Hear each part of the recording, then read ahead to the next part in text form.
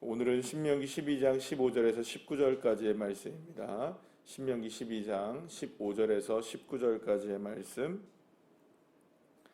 우리 함께 합독하시겠습니다.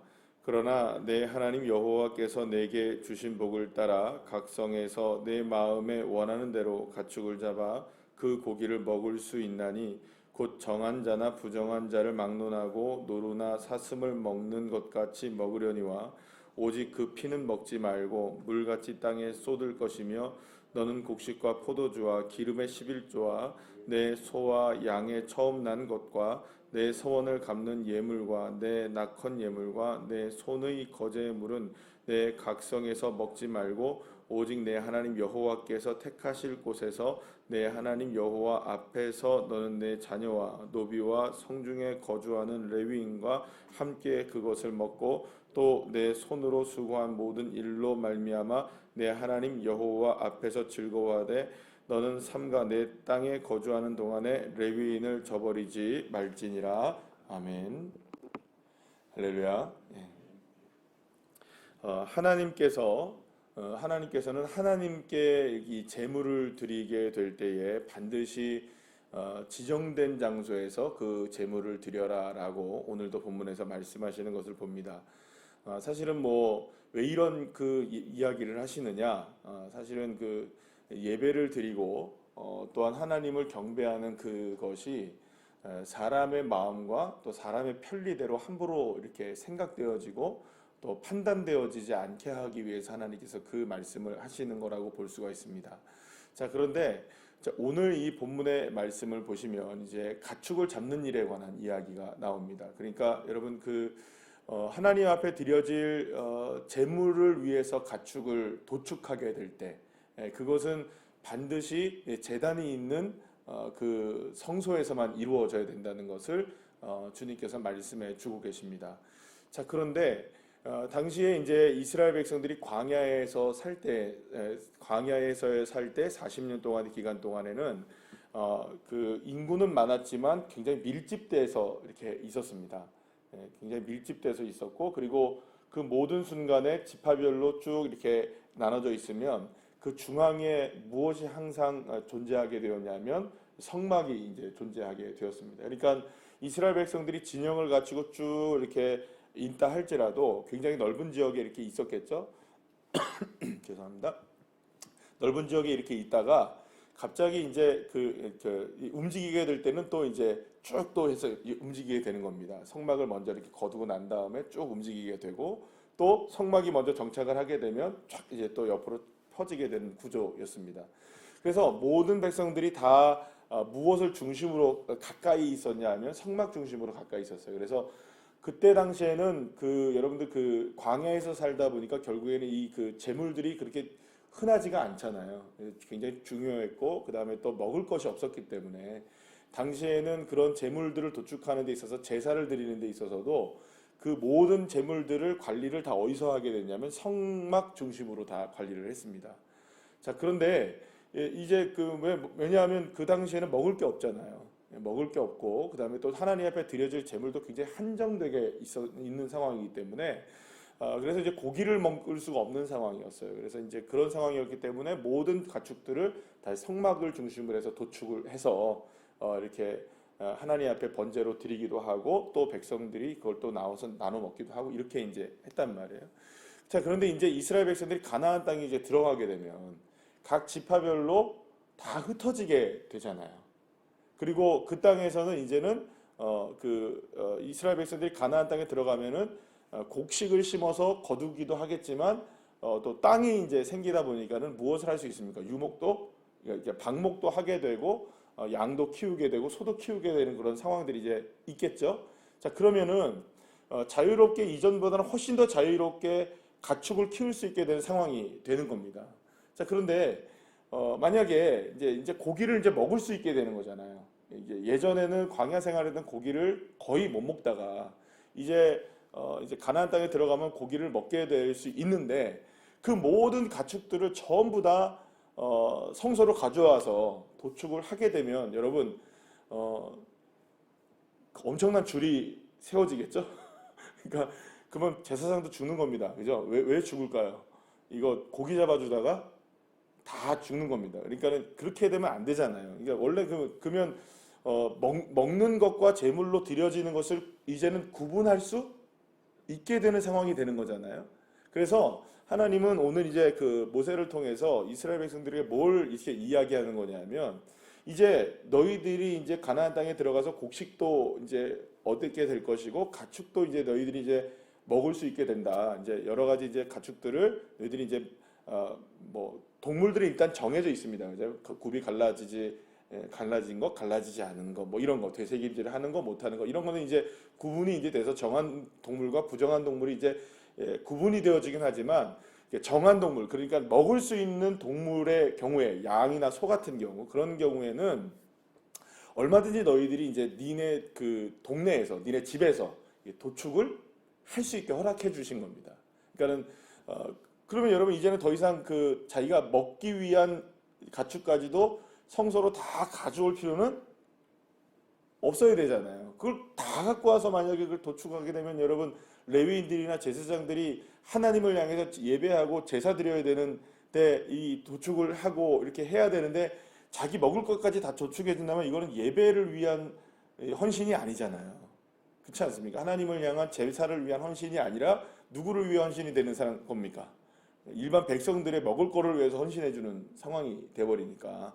그래서 하나님은 오늘 이 본문에서 뭘 얘기하시냐면, 이제 니들이 먹을 것들의 동물에 대해서는 집에서 정한 동물 같은 경우는 얼마든지 이제 도축을 해라, 이렇게 이제 허락을 이제 하는 겁니다. 그러면 마음대로 먹을 수 있습니까, 없습니까? 마음대로 이제 그 고기도 즐길 수 있고 곡식도 이제 즐길 수 있게 되는 상황이 이제 펼쳐지게 된 거예요. 그런데 하나님께서 오늘 본문의 말씀을 통해서 단서를 붙여요. 하나님 앞에 가지고 오는 이 곡식과 모든 가축들과 모든 기름과 포도주, 그러니까 모든 것들의 11조와 그 다음에 재물들은 반드시 어디로 갖고 와야 된다. 성소로 갖고 와야 된다. 그래서 이거를 레위인과 제사장들에게 드려서 이걸 하나님 앞에 온전히 예배할 수 있는 것들로 쓰게 하고, 그 다음에 그것들을 통해서 성전에 봉사를 하고 예배를 위해서 헌신하는 누구? 레위인을 위해서. 왜냐하면 레위인은 기업이 있습니까, 없습니까? 땅도 없어요, 여러분. 땅도 없고 그냥 진영 밖에 일정한 장소를 얻게 되고, 그 다음에 그런 장소에서 살게 되니까, 왜냐하면 땅이 없고 농사도 못 짓고 가축도 못 키우고 오직 뭐만 하니까, 레위인들은 이게 하나님을 위해서 봉사하니까, 헌신하니까 이들이 먹을 것들을 이거를 통하여서 채워줄 수 있게 해라. 그래서 이들이 하나님의 성전을 봉사하는 데 있어서 부족함이 없게 해라. 딴 마음 품지 않게 해라. 이런 거죠. 그래서 이제 하나님은 분명하게 오늘 재물과 이제 11조에 관한 부분을 하나님께 분명히 가져와라, 이렇게 얘기를 합니다. 그러면 여러분, 이 부분을 우리가 어떻게 이제 생각을 해야 되냐면 이런 겁니다. 하나님께서 이스라엘 백성들에게 가축을 허락해 주시고 또 동물들을 주시고 또 이렇게 곡식들을 주시고 포도도 주시고 기름도 주시고 많은 것들을 하나님께서 100을 주셨단 말이에요. 근데 100을 주셨는데 그것의 100을 누릴 수 있는 방법이 뭐냐? 그 100의 모든 것들을 행복하게 누리고 즐거이 누리고 기쁘게 누릴 수 있는 방법이 뭐냐라는 겁니다. 그거는 너희들의 집 안에서 90을 다 해라. 그 90을 아주 즐겁게 그거를 다 가지고 그 모든 것들에 하나님의 즐거움을 누려라. 근데 그 10을 어디다가 하나님 앞에 가지고 와서 드림으로 즐거움을 완성시켜라 라는 겁니다. 그러니까 이 말은 무슨 말이냐면 결코 하나님께서 주신 100에 대한, 그러니까 모든 것에 대한 즐거움은 그것의 완성은 내가 가지고서 그것을 누린다고 완성되는 것이 아니라 하나님 앞에 그것을 온전하게 10의 1을 드릴 수 있을 때 그걸 누릴 수 있게 된다는 것을 주님께서 말씀해 주시는 거예요. 그래서 이게 이제 11조의 개념이 나오고 재물에 대한 개념이 나오는데, 뭐 우리 시대에서 오게 되면 이게 이제 11조라는 헌금과 혹은 보통의 우리가 얘기하는 감사 헌금이나 이런 헌금들과 예배에 하나님 앞에 드려지는 예물들이 될 수 있을 거예요. 자, 그래서 하나님은 이 부분을 우리에게 어떻게 말씀하시냐면 하나님이 주신 모든 것들을 누림에 있어서 완성시키는 개념입니다. 그러니까 모든 즐거움이 완전하게 이루어지기 위해서는 내가 쓰는 것들과 하나님께 드려지는 것들이 완전히 어떻게 됩니까? 정확하게 구별되어질 때 그게 완성이 되어진다는 거죠. 여러분, 그러니까 그 가축이 10마리가 있으면 그 10마리 중에, 혹은 내가 곡식을 10kg를 내가 거두었으면 그 10kg 중에 1kg, 그 다음에 9kg, 이게 나눠지게 될 때에 본래 원래 주신 하나님의 10kg의 축복과 즐거움과 풍성함이 그제서야 어디에서 완성이 된다는 겁니까? 그 사람의 삶을 통해서 완성이 되어진다는 거예요. 그러니까 내가 10을 가지면, 그러니까 10kg를 내가 곡식을 얻었을 때, 혹은 10마리의 가축이 있을 때, 그것을 내가 10마리를 다 누리고 10kg의 곡식을 다 누린다고 해서 하나님의 즐거움에 100%가 즐거워지거나 행복해지는 것이 아니라는 거예요. 오히려 진정한 행복함과 즐거움과 기쁨은 하나님 앞에 온전하게 드림을 통하여서 이게 완성이 되어진다는 개념이 되는 겁니다. 그러면 그거는 어떤 개념이냐? 이 모든 것들은 다 누가 주신 것이라는 겁니까? 하나님이 주셨다는 개념이에요. 그러니까 사실은 이 11조가 율법처럼 이렇게 이제 주어져서, 사실은 11조가 율법처럼 주어졌기 때문에 이후에는 그것이 율법화되어져 갑니다. 지금도 율법이 되어진 거예요, 이게. 자, 그런데 11조는 사실은 율법이 아닙니다. 이거 하나님과의 관계 속에서 하나님의 주권에 관한 부분입니다. 지금 어제 우리가 함께 새벽 예배를 통해서 우리가 함께 배운 내용을 한번 생각을 해보시죠. 하나님이 주님이시면 당연히 주님 뜻에 따릅니다. 주님이라고 고백한다면 그냥 주님이신 겁니다. 그죠? 그 이상도 이하도 아니라 그냥 주님이세요. 그럼 주님인 것을 인정하게 되면 그의 명령과 그의 규례와 그의 말씀을 따라야 된다. 그러면 여러분, 주님이 아니시면 안 따라도 되는 겁니다. 그리고 나서 오늘 이 본문이 나와요. 하나님께서는 먼저 뭘 얘기하시냐면, 참 하나님의 배려가 참 심오하신 건 뭐냐면, 여기서 만약에 먼저 11조나 예물들을 하나님 앞에 드려라라고 얘기했으면, 먼저 하나님 굉장히 어떻게 느껴집니까? 하나님 굉장히 죄송합니다. 이런 표현을 쓰면 안 되지만 좀 밝히시네. 예. 먼저 자기 거 먼저 챙기시네. 이럴 수 있어요. 근데 하나님은 먼저 뭐라고 얘기하시냐면, 너희들이 가축들을 다 먹어라. 예. 그리고 나서 그 중에 뭘 하나님 앞에 드릴 거는 정확히 드려야 된다. 그래야 무엇이 이루어진다. 하나님의 즐거움이 완성되어진다. 이 이야기를 하고 계시는 거예요. 그래서 이거 사실은요, 이 11조나 예물에 대한, 재물에 대한 이 부분은 율법이기 이전에, 여러분, 그래서 이거는 하나님과의 관계성에 관한 문제이고, 사실은 하나님의 주권을 인정하는 부분인 거예요. 그래서 여러분, 이게 신약 시대에 넘어오면 사람들이 이제 율법을 하나님이, 예수님이 완성시키신 것이라고 우리가 생각하기 때문에, 사실은 그러면 이제 율법이 완성되고 이제 율법이 하나님 앞에 이제는 더 이상 필요가 없으니까 율법을 이제 예수님을 통해서 완성시키시고, 이제 더 이상 신약 성경에 보면 여러분들 11조 얘기가 안 나오고 이러니까 이제 더 이상은 이제 안 해도 된다, 이렇게 얘기를 해요. 근데 그거 굉장히 큰 오해인 거예요. 왜냐하면 11조는 율법이 생기기 전부터 있었어요. 어디서부터 있었습니까? 성경에 처음 나오는 이야기가 아브라함 때부터 실제적으로 11조가 드려지기 시작해요. 그땐 율법이 있어서 드렸습니까, 여러분? 아니에요. 여러분, 하나님께서 제정하신 것이 아니라, 그죠? 하나님께서 그것을 제정해서 이거 해라고 해서 아브라함이 드린 것이 아니라, 아브라함은 하나님 앞에 그것이 마땅히 해야 할 것이라는 것을 알았기 때문에 드린 겁니다. 왜 드렸을까요? 자기가 전쟁을 하고 돌아오는데 얻게 된 모든 것들이 다 누구 것이라는 걸 알았던 겁니다. 이거 내 거 하나도 없는 걸 보니까, 그죠? 전쟁에서 자기 이제 룻도 구출해 오고 자기 것들 다 이제 구출해서 오니까 사실은 내 게 아무것도 없는 거예요. 그런데 내가 다 가질 수 있어요. 그러니까 그것에 대해서 어떻게 된 겁니까? 이거 하나님이 주신 건데 이거 어떡하지? 내가 다 가질 수 있나? 근데 그때 이제 하나님 앞에 자발적으로 무엇을 드리게 된 겁니까? 11조를 드리게 된 것이었어요. 그때에 하나님께서 그것을 멜기세덱을 통해서 받으시고 그것에 대해서 기쁨으로 누가 다 누릴 수 있게 된 겁니까? 아브라함이 누릴 수 있게 된 것이었어요. 그리고 나서 하나님께서 아브라함에게 무엇을 허락하시기 시작합니까? 작은 땅 한 평씩을 허락해 주시기 시작하세요. 그러니까 하나님께서 우리의 삶에 기쁨을 누리게 하고 주님의 즐거움을 누리게 하고 하나님의 뜻을 이루어 가시는 방식은 어떤 방식이냐? 주님의 주권을 인정하고 주님이 정말 주님이 되어 주실 때에 주님께서 역사하시기 시작한다는 겁니다. 그래서 이것을 구분하지 않고 살지 말아라는 겁니다. 하나님은. 그러나 그것이 여러분들 사실은 이제 신앙생활을 우리가 하다 보면 이제 그러니까 하나님 앞에 이렇게 정직하게 신앙생활을 하다 보면 이걸 더 이상 구분이 안 돼요. 왜냐하면 구분할 이유가 없어지는 거죠. 왜냐하면 하나님 앞에 드려지는 것 자체가 다 누구에게 내가 쓸 수 있는 것과 하나님 앞에 드려지는 것이 구분이 안 돼야 정상입니다. 그죠? 왜 그럴까요? 모든 걸 다 누구 것이니까. 하나님의 것이니까.